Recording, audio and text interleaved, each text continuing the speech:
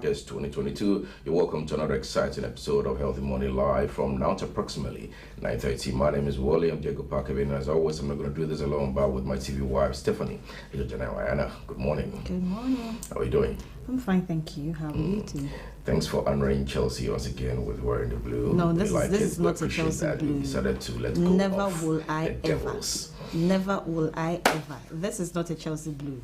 Should we do a continuation of what happened yesterday? Oh yes, I'm up for it. This really? is not a Chelsea. Thanks you for the opportunity. Is not, I just need you to understand that this is not the shade of Chelsea's blue. Oh, it's not part. It's blue. It's what? It's what? This is sea blue. Chelsea's blue is blue. I don't even know what I mentioned. Oh, I thought you said you're going to venture into what you did about yesterday.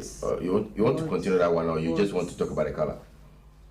Hello. Please, it's too early. About Kustu. It's too early. There's a song by what's his name? The Night Champion. It's a Faber Wasso. This one there is not about TV wife matter. Remember, nice and easy and about too, you know. Anyways, the last game went down yesterday. Liverpool and Crystal Palace ended the draw. Looks like now possibly what Bright might be wishing for, that they might be able to beat Liverpool this weekend. Let's see what happens. You know, when a wounded lion comes to you, we're proud. I'm just born you coco. What about you? That's when Liverpool catches you. What about you? I don't want to advise that. I'm just born you coco. Say Liverpool to obey your what. Obey say in anticipation. Just pray and hope that it get better. Anyways, welcome to the show once again. That was just a usual thing that we do, you know. Talk about you not being a better team. Yeah. Yes. So we have a lot to share with you today. We have the usual. We'll take you to the kitchen. Ketsi, Sutajili, and as usual, you're going to learn something today. And then from there, we'll move on to matters arise. A lot of stories to talk about. Mr. Biambo Danko, unfortunately, died yesterday. We got the information. He's a former boss at STC. He was a stalwart back in the days with the NDC, and unfortunately, he is no more. We'll talk about that. Deepest condolences to his family and well wishes as well. And then also we have some other interesting stories to talk about. The president is telling us that he has a solution to ease high prices of foods in the system. So we're going to listen to that and see what the solutions thereof may be. He's also given about 1,500 motorbikes to the police force and commending them for the new initiatives and reforms they've instituted in their system. Well, let's hope that it will near to our benefit as citizens, because when the police get better, we also get better. I mean, they are friends. Police are friends, yes. So yes, and then there are other topics we'll be touching on. I think a lot of people talking about the elections in 2024, where they are thinking that the EC is saying that it's going to use solely the Ghana card, but the deputy chair of EC is saying that no, that's that's not the case. It's not going to be just the Ghana card, but it's still sticking to the norm, which is the voters registration card. So, you know, misconceptions about that should just lie flat. Okay. And also, we will take you all the way to Kenya. We're told that the deputy president, William Ruto, has won the election. So he is now the president-elect of Kenya. Raila Odinga is not excited, and he's possibly going to have a repeat of what we had in 2020 with respect to the SC having a long day ahead of them in terms of election issues in court. So let's wait and see what's going to happen. This is the fifth time Raila Odinga is trying, and it didn't go too well for him this time around. So he's you not know what too they excited. say about elections? There is no election without drama. So Precious will say it is what it is. Well, there are many more stories we'll be touching on matters arising later on. But also on InFocus today, we're going to look at computer safety and ethics. So when we say computer safety and ethics, what are we talking about? How you use the computer, the ethics that comes with it. I didn't know that aside Christians having 10 commandments, we have 10 commandments with respect to how you keep safe, or the ethics of computing. So we'll get into that conversation also. And when my guest will join me later on, and then we'll have, he's coming from IIPGH. we'll have an interesting conversation. So in the wake of ICT that everybody's talking about, digitalization, moving on and all that, obviously you can't let go of the computer because that's what they're going to use, plus your smartphones as well. So yeah, we need to have an in-depth knowledge about that space, the ethics that comes with it, so that we can be able to live our life and prevent some spyware, malware that usually attack us. People don't, I got to read that yesterday, that people at times don't even attack you with malware or spyware just because they want to take something from you. It's just for fun. Imagine. Yeah, that's another form of depression. I guess. Comes in excitement. Possibly. Or say there's anything. Yeah, because it's not happy.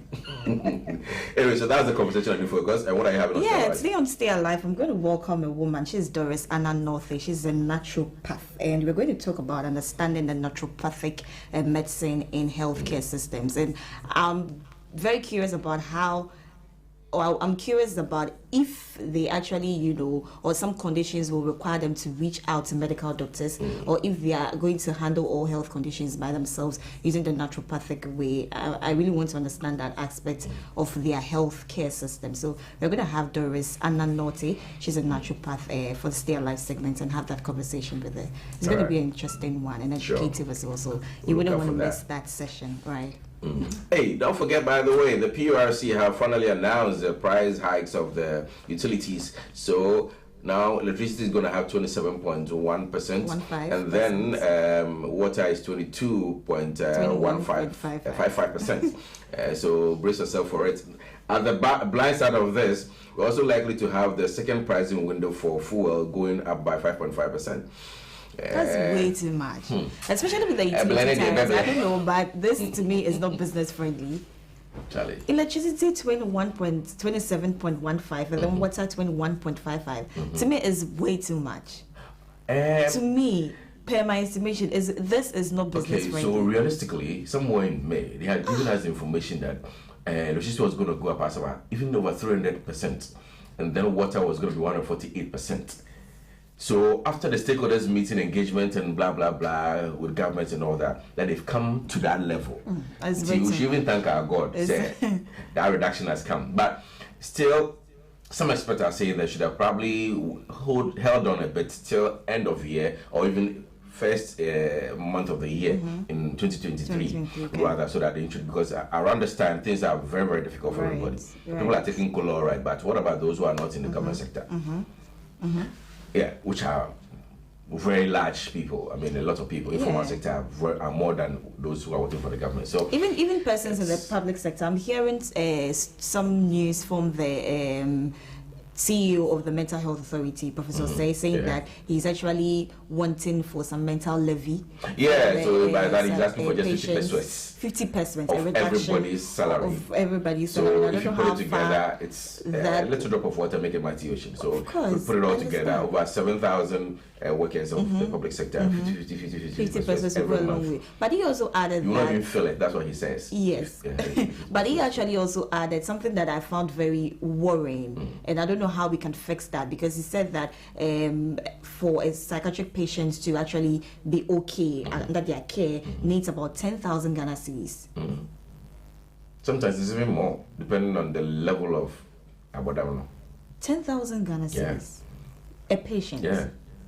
Wow. Because you go there for like a month, not even a month, even a month, for your name be more. So yeah, you feed them. I'm sure it's supposed to be 3 square meals a day, possibly. That is depending on. But even now they don't. Even now they don't. If they have enough in their stock to even give them, they give them drugs morning, afternoon, evening. They inject them at times if they have to. I mean, even think about even the cleaning, taking care of the place and all that. It's also kind of money, because you pay whoever is going to do the cleaning and all that. So I wouldn't doubt that. You wouldn't doubt 10,000 Ghana cedis for a person. I'm not doubting, but I just felt like, wow, how are we going to, put ourselves together and then come up with such money? And the location they are looking for, I think he mentioned about 33 or 30,000, and they were giving just 3,000. And it's like a drop in the ocean. They can't use that money for anything. So yeah, I think it's a good call he's asking for, which the government should consider. Mental levy. 50% out of your salary wouldn't affect you and him. Yeah, we know times are hard, but yeah, 50%. But yeah, just helping a mad person. You never know. You might even be related to somebody in the long run, but if you go there to even assess everybody else there, you never know. We're all related in a way. Sometimes you just go to some place, mention your name, and then only way. By the time you realize that there's a link somewhere. So I mean, if it's a good call from Dr. Professor Osei, it's not Professor Osei, it's Osei. So yeah, I think the government now has to approve it, and then Parliament has to also approve it before it becomes something like a law that is binding to everybody else. So yeah, let's see how that goes. All right, so these and many more. The show is always interactive. Please join us on our WhatsApp line, which is on your screen. If you know somebody else celebrating his or her birthday also today, let us know about that. Send us a picture, the name, and any well-wishing message you want to send across to the person, and then we'll read it out before we get into matters arising. So send it right now. If you have any birthday shout out to do, send it right now, so that after the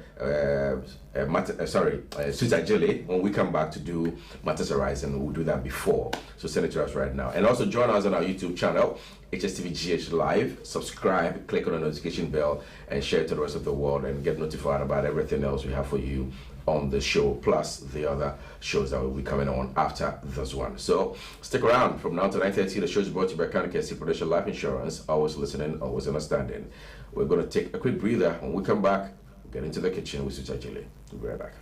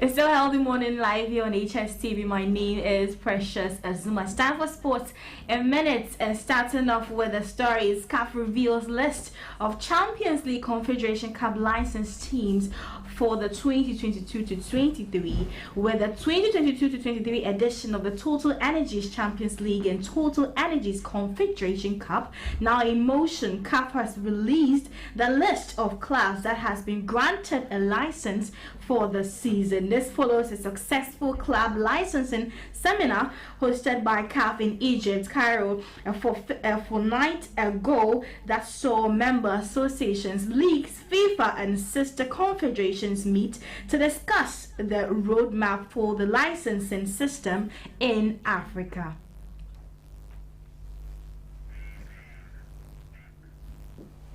Moving on, Kumasi Asante Kotoko head coach has resigned, and he has actually, submitted an official letter to the club to end his 11-month association with the Ghana Premier League champions. According to reports that is coming out, the former West African Football Academy coach has parted ways after guiding the club to clinch the 2022-23 season. The university lecturer announced his decision to step down during a board meeting last month, but he has now moved a step further to make it official by submitting his resignation to the club's top hierarchy to end his association with the Ghanaian Giants. Report says Ogum's decision to literally end his contract with the Porcupine Warriors after only one season came as a surprise to both the club's management, members and the board following disagreements over the recruitment of players for the forthcoming season.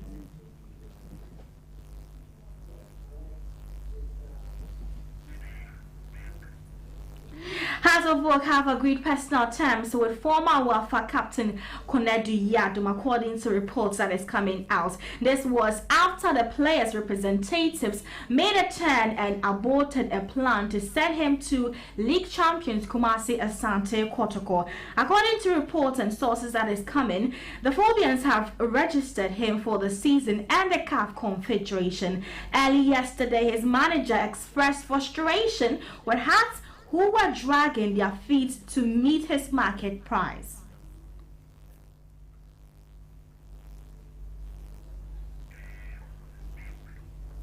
Moving on to other stories, betting company BetPower, in partnership with the Gaming Commission, has created a new calling center to help curb addiction in the sports betting sector. As part of the initiative, they handed some IT equipment to the Gaming Commission to help create awareness and help curb the addiction to sports betting in Ghana. This is part of BetPower's plan to create a friendly environment for gamers and help educate persons involved in sports betting about the need to see betting as a form of entertainment and not create problems for themselves. Speaking at the event, musician Mr. Easy highlighted the company's commitments to ensuring that punters bet responsibly.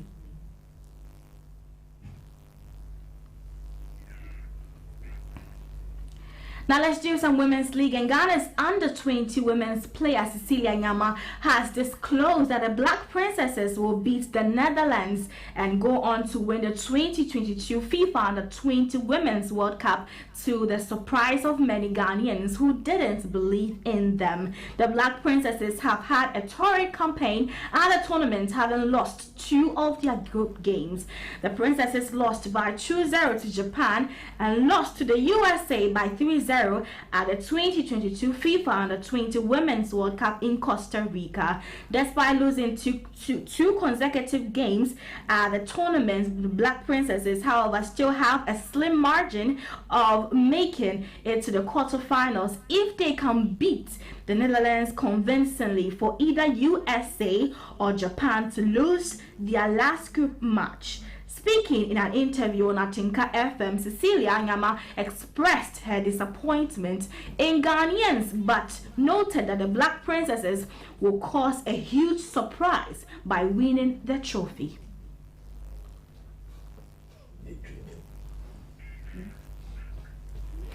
Well, we are hoping for the very best for the Black Princesses as they prepare to play against the Netherlands.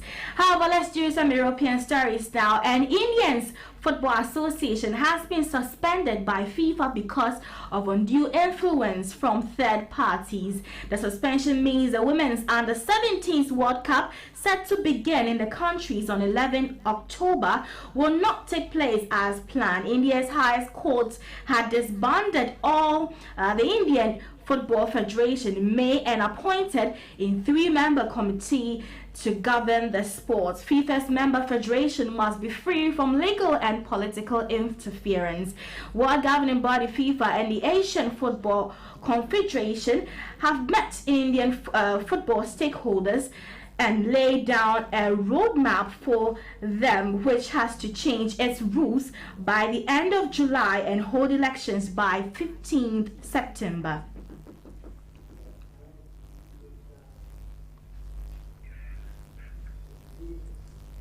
Now let's do some boxing, and Anthony Joshua is already claiming victory ahead of his rematch over Alexander Usyk this Saturday night in Jeddah, Saudi Arabia. Joshua is using the power of positive thinking to motivate him to dethrone IBF, WBA as well as WBO heavyweight champion Alexander Usyk in their main event fight. AJ says he doesn't want to return to London without his belt, but that may happen unless he elects to stay in Saudi Arabia to hide out from his British fans.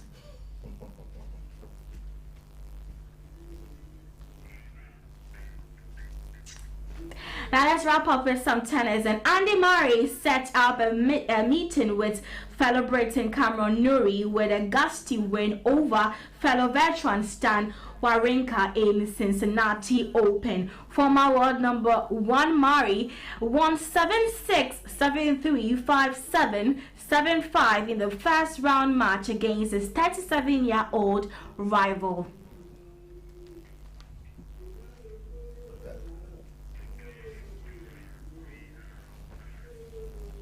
And this is where I draw the curtains on Sports a Minute today, live on HSTV. My name once again is Precious as well. But before I go, I'd like to wish a happy belated birthday to Same Ali MCR here at HSTV. We wish you all the very best, and may God continue to reward you as He has been doing. Healthy morning, however, still continues. Do stay with us.